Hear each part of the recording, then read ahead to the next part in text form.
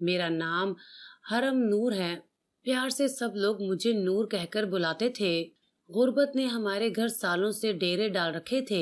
मेरे अब्बू असल में माजूर थे। व्हीलचेयर पर ही वो अपना काम करने जाते थे।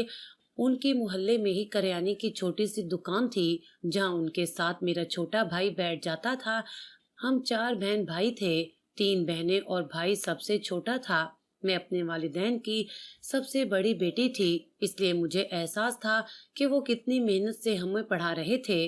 मैं सुबह कॉलेज जाती थी और शाम को एक एकेडमी में बच्चों को पढ़ाती थी। यूं मैं अपने कॉलेज की फीस खुद अदा कर लेती थी और अपने घर वालों पर बोझ नहीं थी। जब से मेरी तालीम मुकम्मल हुई थी, सारे रिश्तेदारों ने अम्मी अब्बू पर दबाव डालना शुरू कर दिया था कि बेटियों की शादी की फिक्र करो, लड़कियां जवान हो रही हैं, कब तक घर बिठाए रखोगे।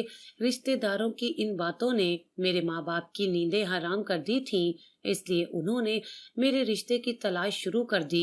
मगर जब भी रिश्ते वाले आते, उन्हें मेरी छोटी बहनें पसंद आ जाती। मैं बहुत खूबसूरत नहीं तो अच्छी खासी लड़की थी, मगर घर वालों की फिक्र और घर के हालात ने मेरे चेहरे से शादाबी छीन ली थी। मैं कई सालों से बाहर के सर्द गर्म हालात का तन्हा मुकाबला कर रही थी, इसलिए कभी अपना ख्याल रखने का वक्त ही नहीं मिला। छोटी बहनें चूंकि घर पर ही रहती थी, इसलिए वो टोटके आजमाती रहती थी और अपना ख्याल रखती थी। तभी मेरे मुकाबले में रिश्ते वालों को वो पसंद आ जाती।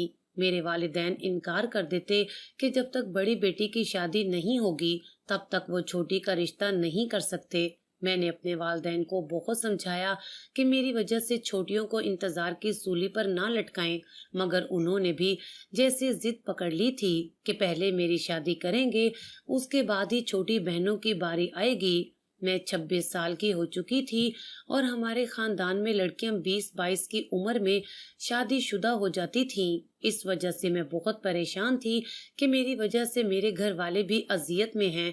अब तो छोटी बहनें भी जवान थीं। मैं रोज गिड़गिड़ाकर अल्लाह से दुआ करती कि मेरे लिए अच्छा सबब बना दे। आखिर एक दिन मेरी सारी दुआएं कबूल हो गईं। मैं जिस स्कूल में नौकरी करती थी, वहाँ की एक टीचर ने अपनी किसी रिश्तेदार से मेरा जिक्र किया था और कुछ दिनों बाद वो रिश्ता लेकर हमारे घर भी आ गईं। वो खातून काफी अमीर थी और उनका बेटा काफी हैंडसम था। मैं तो यकीन ही नहीं कर रही थी कि इतने अच्छे घर से मेरा रिश्ता आ सकता है। मेरे सब्र का फल यूं भी मिल सकता है। मेरे अम्मी अब्बा तो खुशी से फूले नहीं समाये थे। उन्होंने थोड़ी बहुत तफ्तीश के बाद हाँ कर दी। अड़ोस पड़ोस वालों से मालूम करने पर यही पता चला कि लड़का निहायत शरीफ है और वो घराना बहुत मुअज़्ज़िज़ है। ये सब पता चलने के बाद मेरी शादी तय हो गई। मैं खुश तो थी, लेकिन कुछ डर भी रही थी कि आखिर इन लोगों को मुझ में ऐसा क्या खास नजर आया। वो इतना अमीर और हैंडसम था और मैं गरीब सी मामूली शक्लो सूरत वाली। उसी टीचर ने जिसने मेरा रिश्ता तय करवाया था, उसने मुझे तसल्ली दी और कहा कि इन लोगों को एक सुलझी हुई और शरीफ लड़की चाहिए थी, इसलिए मैंने तुमसे मिलवा दिया इन्हें। तुम परेशान मत हो और अपनी शादी की तैयारी करो। उसकी बात से मुझे हौसला हुआ और मैंने तमाम फिक्रें छोड़कर शादी की तैयारी शुरू कर दी। मेरी सास ही मुझे अपने साथ शॉपिंग पर लेकर जाती थी। हालांकि कभी कभी मेरी ख्वाहिश होती थी कि मैं अपने होने वाले शोहर के साथ जाऊं, मगर सुनने में आया था कि वो अपनी अम्मी का बड़ा ताबेदार है। उनकी इजाजत के बगैर कभी कोई काम नहीं करता। मेरी सास ने शादी से पहले मेहंदी वाली रात ही निकाह करने की शर्त रखी थी, ताकि मेहंदी इकट्ठी हो जाए। मुझे भी ये सुनकर अच्छा लगा था। इसी बहाने मैं अपने शोहर से 2-4 बातें ही कर लेती। मंगनी के बाद एक मर्तबा भी उसने कॉल नहीं की थी। शायद उसको अपनी अम्मी की तरफ से इजाजत नहीं थी। मेहंदी वाली रात लड़के वाले मेहंदी लेकर आए। पहले खाना लगाया गया था और सभी लोग ये देखकर दंग रह गए थे कि उसने तब तक खाना शुरू नहीं किया था जब तक उसकी माँ ने शुरू नहीं किया था। उसकी माँ ने ही उसे जो डालकर दिया उसने खाया, खुद से कुछ नहीं लिया। खाने के बाद हमारा निकाह हो गया और मैं मिसेस इब्तसाम बन गई। निकाह के बाद वो हुआ जिसका मैंने तसव्वुर भी नहीं किया था। जैसे ही सब लोग मुझे मुबारकबाद देने आए, तो मेरी सास ने रुककर अपने पीछे खड़े मेरे शोहर को घूर कर कहा, इब्तसाम, निकाह हो गया है, अब तुम घर जाओ। हम सब कुछ देर में आ जाएंगे। मेरी बड़ी ख्वाहिश थी कि मेरा शोहर निकाह के बाद मेरा घूंघट उठाता, मगर मैं हैरान रह गई जब मेरे शोहर ने अपनी माँ की बात पर सर झुकाया और वहां से चला गया। मेरा तो दिल ही टूट गया कि जो शख्स खाना तक माँ से पूछकर खाता है, वो शादी के बाद मेरे साथ क्या करेगा। छोटी सी छोटी बात, हर छोटे से छोटा काम वो अपनी माँ से पूछकर करता था। मैं अपने मुस्तकबिल के हवाले से बड़े खदशों का शिकार हो गई थी। खैर, रुखसती वाला दिन भी आ गया। मैं दिल ही दिल में दुआएं कर रही थी कि मेरे खदशे बेबुनियाद हों। मेरी सास ने मेरे शोहर को आज भी पहले घर भेज दिया कि वो खुद मुझे लेकर आएंगी। मुझे सास का रवैया समझ नहीं आता था, अगरचे उसने मेरे साथ कभी कोई तल्ख बात नहीं की थी, मगर फिर भी उसकी अजीब सी नजरों से मुझे डर लगता था। मैं अपनी सास के साथ घर आ गई। वो मुझे कमरे में बिठाकर चली गई। मैं काफी देर तक शोर का इंतजार करती रही। तकरीबन 2 घंटे बाद कमरे का दरवाजा धड़ से खुला और मेरा शोहर बहुत गुस्से से कमरे में दाखिल हुआ। आते ही उसने मुझे बाजू से पकड़कर बेड से नीचे उतारा। मैं बहुत हैरान हो गई कि ऐसा क्या हुआ है। उसके पीछे पीछे मेरी सास भी थी। उसने अपनी माँ की तरफ देखा। सास कमरे से बाहर खड़ी थी। शोहर ने मुझे बाजू से पकड़कर बाहर खींचना शुरू कर दिया और बोला, निकल जाओ मेरे घर से। तुम जैसी बदकिरदार लड़की को मैं बर्दाश्त नहीं कर सकता। निकल जाओ यहाँ से। अगर तुम्हारी शादी से पहले चक्कर था तो मुझसे शादी क्यों की? अब तुम्हारे आशिक सड़कों पर आकर हमारे खानदान की रुसवाई करेंगे। वो क्या कह रहा था, मुझे कुछ समझ नहीं आ रहा था। मैंने तो कुछ भी नहीं किया था। मैंने उसे समझाने की बहुत कोशिश की कि तुम्हें कोई गलत फहमी हुई है, मगर वो कुछ सुनने को तैयार ही नहीं था।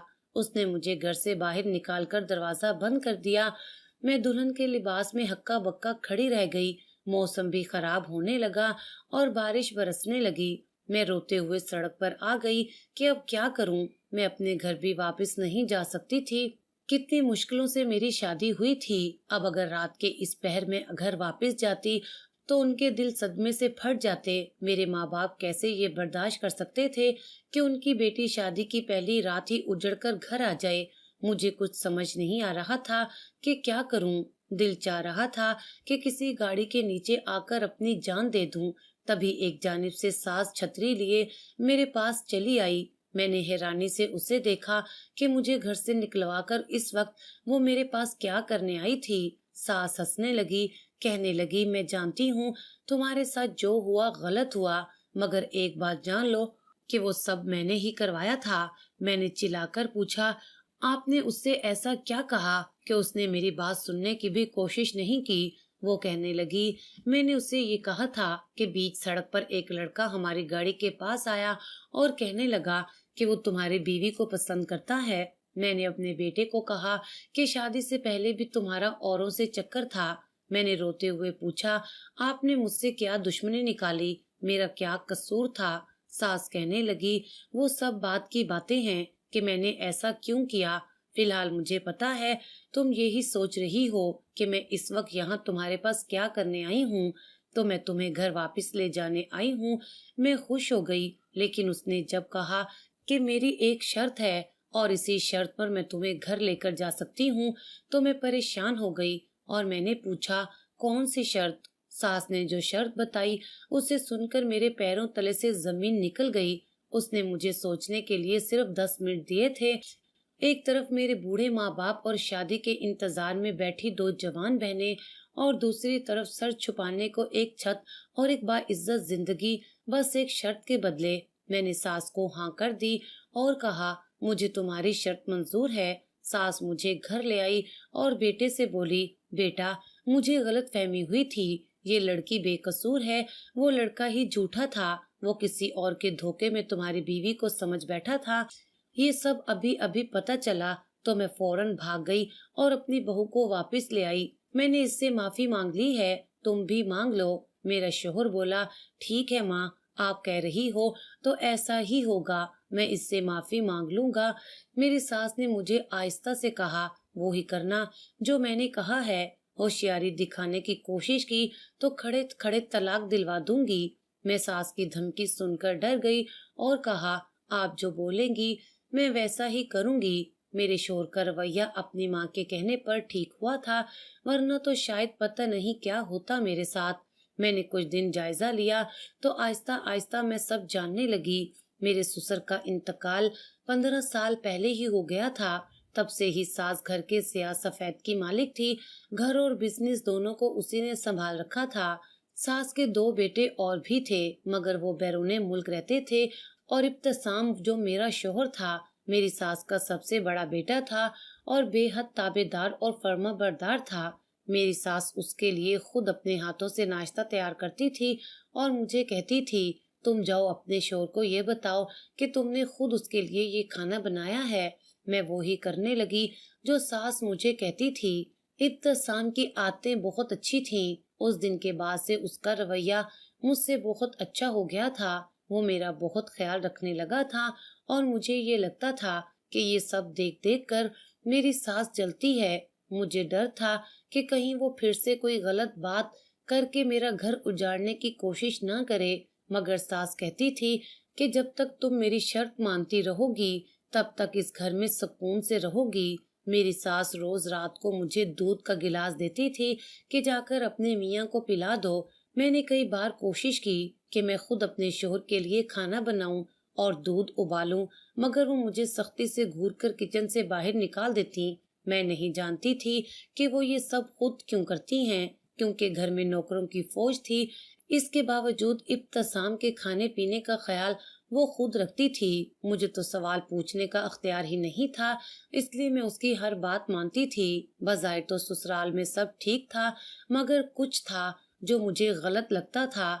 इब्तसाम जितना अपनी माँ के करीब था, इससे तो उसकी माँ को सबसे ज्यादा प्यार उसी से होना चाहिए था, मगर वो फोन पर हर वक्त अपने दूसरे बेटों से लगी रहती थी। उसको ज्यादा परवाह उन्हीं की थी। मेरी शादी को 6 महीने गुजर चुके थे जब मुझे खुशखबरी मिली। मैं और मेरा शोहर बहुत खुश थे, लेकिन उसी रात मेरी सास कमरे में मुझे अपनी शर्त याद दिलाने आ गई। कहने लगी, मेरी शर्त पूरी करने का वक्त आ गया है। मैं इसी शर्त पर तुम्हें घर ले आई थी कि तुमने मुझसे वादा किया था कि तुम कभी माँ नहीं बनोगी, औलाद नहीं जनोगी। तुम्हारे पास सिर्फ कुछ दिन हैं, इस बच्चे से जान छुड़वाओ। अगर तुम अपनी बात से मुकरी तो अंजाम बुरा होगा। ये सब सुनकर मेरी हिम्मत जवाब दे गई।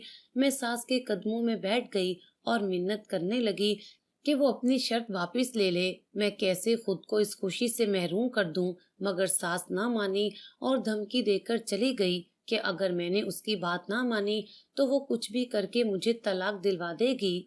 मैं बहुत मुश्किल में गिरफ्तार हो गई थी। मुझे समझ नहीं आ रहा था, अगर वो इब्तसाम को मेरे खिलाफ भड़का देती तो। मैं तो ये सोच रही थी कि वो एक माँ होकर अपने बेटे के खिलाफ कैसे जा सकती थी। सकी माँ तो ऐसा कभी नहीं कर सकती। अब तो मुझे शक होने लगा था कि वो इब्तसाम की सकी माँ है भी या नहीं, क्योंकि उसकी शराइत सुनकर तो ऐसा ही लगता था। मैंने अपनी सास पर नजर रखनी शुरू कर दी। वो सारा दिन अपने बेटों से बातें करती रहती थी। एक दिन मैंने उसकी बातें सुनी तो मेरा शक यकीन में बदल गया। वो किसी से कह रही थी कि मैं क्यों इस इब्तसाम की फिक्र में मरूंगी। वो कौन सा मेरी सकी औलाद है। वो तो दुनिया दिखावे के लिए मैंने उसे पास पोलकर जवान किया था ताकि जमाना बातें ना बनाए। सास की बातें सुनकर मुझे ज्यादा हैरानी ना हुई, क्योंकि मुझे उससे इसी किस्म की तवक्का थी। मसला ये था कि मैं ये सब इब्तसाम को नहीं बता सकती थी। वो कभी मेरी बात का यकीन ना करता। वो अपनी माँ से बेइंतहा मोहब्बत करता था। मैं बहुत परेशान हो गई कि क्या करूं। जब तक सबूत हाथ ना लगते इब्तसाम कभी मेरी बात का यकीन ना करता, और मुझे तो अभी ये भी इल्म नहीं था कि वो ऐसा कर क्यों रही है।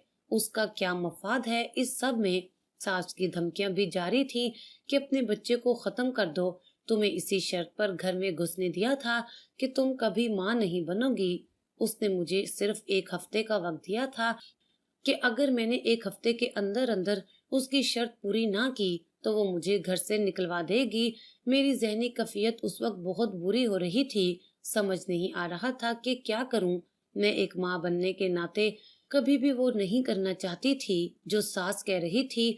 यूं लग रहा था जैसे मेरे पास कोई और चारा भी ना है। मैंने कोशिश की कि आहिस्ता आहिस्ता कोशिश करूं, इब्तिसाम को उसकी माँ की हकीकत बताने की, मगर कोई फायदा ना हुआ। एक दिन मैंने उसे बताने की कोशिश की कि तुम्हारी माँ मुझे एक खास शर्त पर इस घर में लेकर आई है। मुझे लगा वो पूछेगा, मगर उसने ये कहकर बात ही खत्म कर दी कि वो तुम्हारा और माँ का मामला है। उसने कभी अपनी माँ के खिलाफ जरा सी बात सुनने की भी कोशिश नहीं की थी, बल्कि उल्टा मुझे डांट देता था। दिन यूं ही गुजरते जा रहे थे और मुझे कोई हल नजर नहीं आ रहा था। एक दिन सास मुझे जबरदस्ती अस्पताल ले गई। उसने मुझे अपनी खास डॉक्टर के पास ले जाकर कुछ कहा और डॉक्टर मुझे एक कमरे में ले गई। मैं समझ गई थी कि सास मुझे किसी मकसद के लिए यहाँ लाई है। जब मुझे होश आया तो मैं अपने घर पर थी। शोहर ने मुझे बताया कि तुम सीढ़ियों से गिर गई थी और अम्मी तुम्हें अस्पताल ले गई थी। अफसोस हमारा बच्चा नहीं रहा। मेरा शोहर बहुत अफसरदा था। मैंने सास की तरफ देखा। वो मुस्कुराकर मुझे देख रही थी, जैसे कह रही हो, देखा जो मैंने करना था कर दिया। मैंने अब पक्का फैसला कर लिया कि जो मर्जी हो जाए, सास की असलियत तो मालूम करके रहूंगी और अपने शोहर के सामने लाऊंगी, चाहे मुझे तलाक ही क्यों न लेनी पड़े। उन्हीं दिनों सास के दोनों बेटे घर वापस आ गए। वो दोनों भी हूबहू अपनी माँ के जैसे थे। तीनों माँ बेटे कमरे में सर जोड़े घंटों बैठे पता नहीं क्या क्या प्लानिंग करते रहते थे। मुझे आते देखकर चुप हो जाते। मैं बहुत तजस्सुस में थी कि अब सास क्या करना चाहती है। एक दिन मैं सास के कमरे के दरवाजे के बाहर खड़ी हो गई। सास अपने बेटों से कह रही थी, तुम फिक्र ना करो, वो लड़की मेरे ही कहने पर चल रही है। बहुत जल्द हमारा प्लान कामयाब हो जाएगा और सारी दौलत बहुत जल्द हमारे हाथों में होगी। उसके बाद इन दोनों मियाँ बीवी को घर से धक्के देकर निकलवा देंगे। ये सुनकर मेरे कदमों तले से जमीन निकल गई। ये तो पता चल गया कि वो ये सब कुछ दौलत के लिए कर रही थी, मगर उसका प्लान क्या था? मैंने उस दिन शोहर से बातों बातों में पूछा कि क्या उसकी सारी दौलत उसके नाम है या उसकी माँ के नाम। तो वो कहने लगा, मेरे बाबा ने बड़ी अजीब सी वसीयत की थी। उन्होंने लिखा था कि उनकी सारी दौलत मेरी औलाद के नाम पर होगी, मुझे भी नहीं मिलेगी। मुझे सिर्फ इसी सूरत मिल सकती है अगर मैं 30 साल का हो जाऊंगा। वैसे मुझे लगता है कि मेरे बाबा ने बड़ी ज्यादती की थी अम्मी और बाकी भाइयों के साथ। उन्हें पता नहीं क्यों जायदाद में हिस्सा नहीं दिया। मैंने फैसला किया है कि जब मेरी जायदाद मेरे नाम हो जाएगी तो मैं अम्मी के नाम लगवा दूंगा। सारा हक उन्हीं का तो है।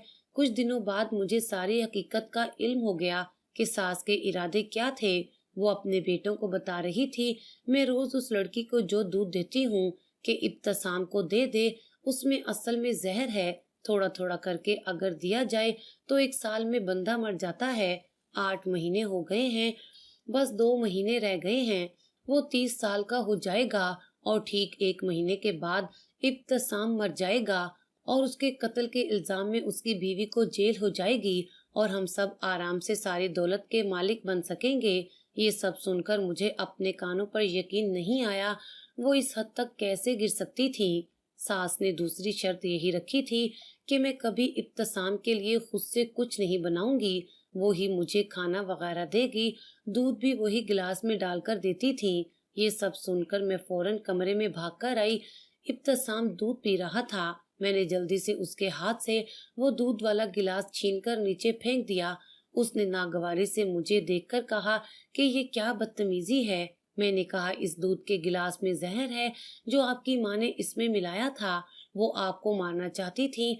मेरे शोहर ने ये सुनकर मेरे मुंह पर थप्पड़ रसीद किया और चिल्लाकर बोला, ये क्या बकवास कर रही हो तुम? मेरी माँ के खिलाफ भड़काते तुम्हें शर्म नहीं आती? मैंने रोते हुए कहा, आपको शायद मालूम नहीं है, वो आपकी सकी माँ नहीं है, सौतेली माँ है। मुझे सुनकर हैरत का झटका लगा जब इब्तिसाम ने सुकून से कहा, मैं जानता हूँ वो मेरी सौतेली माँ है, मगर उन्होंने अपने सके बेटों से बढ़कर मेरा ख्याल किया, मुझे प्यार दिया, मुझे पाल पोस कर जवान किया और तुम मुझे उस माँ के खिलाफ भड़का रही हो। निकल जाओ इस घर से। मैंने उसके आगे हाथ जोड़ दिए कि मैं झूठ नहीं बोल रही, मेरा यकीन करें, वो नहीं चाहती थी कि आपके बच्चे हों। उसने मुझे धमकी भी दी थी। मैंने सारी बात शोहर को बताई, मगर शोहर ने मेरा यकीन नहीं किया और मुझे घर से बाहर निकाल दिया। मैं रोते हुए अपने घर वापस आ गई। मुझे पछतावा हो रहा था کہ مجھے بغیر ثبوت کے بات نہیں کرنی چاہیے تھی۔ میں تو وہاں سے آ گئی تھی، مگر اب شوہر کا خیال رکھنے والا وہاں کوئی نہ تھا۔ مجھے ڈر محسوس ہوا کہ کہیں ساس میرے شوہر کو جان سے نہ مار دے۔ اب تو اس کو اور چھوٹ مل گئی تھی، پہلے ہی اتنے مہینوں سے وہ زہر دے رہی تھی اور اب نہ جانے کیا نقصان پہنچائے گی۔ میں نے سوچ سمجھ کر ابتسام کے قریبی دوست کو فون کر کے ساری حقیقت بتائی اور اس سے درخواست کی کہ اس کا چیک اپ کروا دے۔ شوہر کے دوست نے تسلی دی کہ وہ سب ٹھیک کر دے گا۔ کتنے ہی دن یوں ہی بے چینی سے گزر گئے۔ اب تو اماں ابا بھی پوچھنے لگے کہ شوہر تمہیں لینے کیوں نہیں آ رہا۔ میں تو ڈر رہی تھی کہ ساس کوئی اور چال ہی نہ چل دے۔ 10 دنوں بعد دروازے پر دستک ہوئی اور جب میں نے دروازہ کھولا تو سامنے ابتسام کھڑا تھا۔ مجھے دیکھتے ہی اس نے میرے آگے ہاتھ جوڑ دیے اور کہنے لگا، مجھے معاف کر دو، میں غلط تھا اور تم ٹھیک، میرے ساتھ گھر چلو۔ میں خوشی خوشی اس کے ساتھ گھر واپس آ گئی۔ مجھے ساس اور دیور کہیں نظر نہ آئے۔ شوہر کہنے لگا، وہ سب اس گھر سے جا چکے ہیں۔ مجھے ساری حقیقت کا پتہ چل گیا تھا۔ تمہاری باتوں پر مجھے یقین نہیں آیا، مگر میرے دوست نے زبردستی میرا چیک اپ کروایا تو انکشاف ہوا کہ مجھے کئی ماہ سے سلو پوائزن دیا جا رہا تھا۔ مجھے تب بھی یقین نہیں آیا کہ میری ماں میرے ساتھ ایسا کچھ کر سکتی ہے۔ پھر میں نے اپنے کانوں سے سب سن لیا۔ کاش میں نہ سنتا، میں ساری عمر اسی دھوکے میں رہتا۔ اس عورت نے میرے سامنے اعتراف کیا کہ اسی نے سارا کھیل رچایا تھا، اسی نے ہمارے بچے کی جان لی۔ مجھے معاف کر دو، میں نے اپنے شوہر سے کہا، ہمارے بچے کو کچھ نہیں ہوا۔ جب وہ ڈاکٹر مجھے کمرے میں لے کر گئی تو میں نے اپنے ہاتھوں میں پہنی سونے کی چوڑیاں اسے دے دی اور کہا کہ میری ساس کو وہی کہے جو وہ چاہتی ہے۔ یوں میں نے اپنے بچے کی جان بچا لی اور یہ بات کسی کو بھی نہ بتائی۔ میرا شوہر میری سمجھداری سے بہت متاثر ہوا۔ ساس اور دیور کسی اور گھر میں چلے گئے ہیں۔ کچھ مہینوں بعد میرے بیٹے کے نام ساری جائیداد ہو گئی تو میرے شوہر نے ان لوگوں کے حصے ان کے نام کر دیے۔ کہنے لگا، میرے باپ کو شاید اس عورت کے بارے میں اندازہ ہو گیا تھا، اس لیے انہوں نے ایسی وصیت کی، مگر انہوں نے بھی غلط کیا۔ اگر ان کو ان کے حصے مل جاتے تو وہ شاید اس حد تک نہیں گرتے۔ دولت بہت بڑی چیز ہے، اس کا لالچ انسان کو حیوان بنا دیتا ہے۔ اب میری زندگی میں ہر طرف سے سکون ہی سکون تھا۔ میرا شوہر اور میرا بیٹا ہی میری کل کائنات تھے اور میں ان دونوں کو دیکھ دیکھ کر جیتی تھی۔ میری ساری محرومیوں کا اللہ نے بہت اچھا نعم البدل دے دیا تھا۔